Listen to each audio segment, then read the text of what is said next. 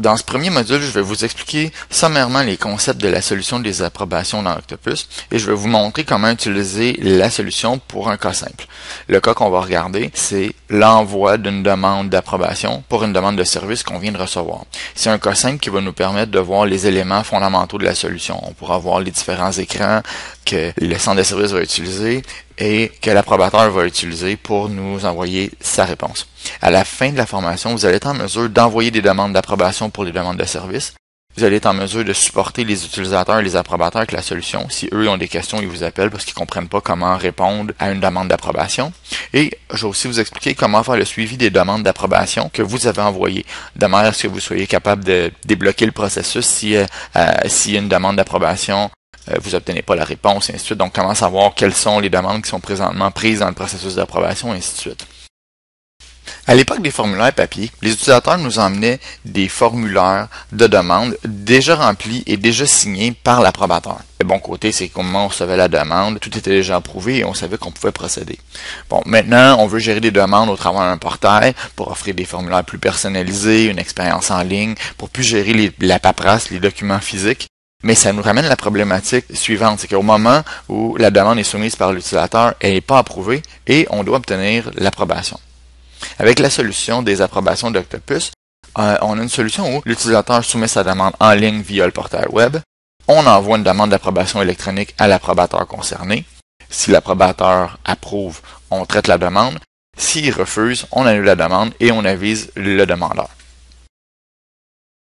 Avec une telle solution en place, on peut se demander la question, quel est le rôle du centre de service dans le processus d'approbation?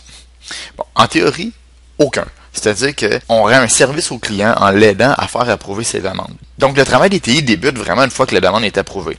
D'ailleurs, les TI ne sont pas responsables si le traitement de la demande est retardé par le processus d'approbation. En termes concrets, ce que ça veut dire, c'est que si vous avez configuré des cibles de traitement, ce qu'on appelle souvent le SLA, bien, la cible de traitement va seulement débuter une fois que l'approbateur a approuvé la demande. Bon, dans la vraie vie, vous allez avoir des interventions à faire. C'est-à-dire qu'il faut être capable de savoir quels sont les types de demandes qui nécessitent quelle sorte d'approbation. Il faut intervenir si les demandes sont prises dans le processus d'approbation. Il faut être capable de rendre compte sur qui approuver quelle demande et quand. Et on a aussi un rôle où on doit faciliter le dialogue entre le demandeur, l'approbateur et le centre de service pour des cas plus complexes où l'approbateur a des questions avant de pouvoir répondre. Bon, maintenant, on va tomber dans le plus concret. On va voir qu'est-ce que c'est une tâche d'approbation. On va voir comment créer une tâche d'approbation et comment désigner un approbateur. On va voir comment fonctionne l'approbation pour l'approbateur. On va voir comment fonctionne l'approbation pour le demandeur. On va aussi voir comment ça fonctionne d'un point de vue du centre de service. Et finalement, on va voir comment configurer la solution. Bon, avant de se demander qu'est-ce qu'une tâche d'approbation, on va revenir sur qu'est-ce qu'une tâche tout court. Si vous avez jamais utilisé les tâches dans Octopus, vous en faites pas, c'est pas un prérequis pour utiliser l'approbation. En fait, les approbations, c'est un excellent moyen de commencer à utiliser les tâches. Donc, Octopus nous permet de découper les étapes de réalisation d'une SR en tâches individuelles. En bref, une tâche a les caractéristiques suivantes. Ça a une description, c'est-à-dire un titre, ainsi que la description de ce qui est à faire. Il y a une assignation, c'est-à-dire le groupe ou l'intervenant qui doit accomplir cette tâche-là. Par exemple, si dans une demande pour la création d'un nouvel employé, une des étapes, c'est de créer un compte Windows, alors il y a une tâche qui va être assignée à un des administrateurs de ce système-là pour créer un compte. Et il y a un état. Donc, on sait que la tâche, elle est soit à l'état nouveau, elle est soit assignée, elle est en traitement ou elle est complétée. Et l'état de la tâche va venir affecter l'état de la demande de service. Bon, maintenant qu'on a révisé qu'est-ce que c'est une tâche, on peut se concentrer sur une tâche d'approbation. Donc, une tâche d'approbation, c'est une tâche dont le but est d'obtenir l'approbation d'une personne avant de poursuivre le traitement d'une demande. Les caractéristiques d'une tâche d'approbation sont semblables à celles d'une tâche standard, mais ici, on va avoir quelques petites variations. Dans une tâche d'approbation, le type et le détail décrivent ce qui doit être approuvé.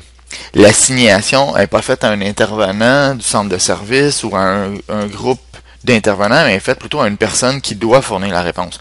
Donc, ça pourrait être une personne des TI, par exemple le chef de service des TI, mais ça pourrait aussi être un autre utilisateur externe au service TI. Par exemple, ça pourrait être le supérieur immédiat du demandeur, ça pourrait être l'officier de sécurité.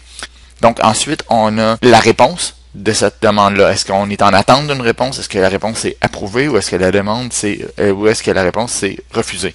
Et finalement, on a les commentaires de l'approbateur et un journal complet des communications qu'il y a eu entre l'approbateur, le demandeur et le centre de service.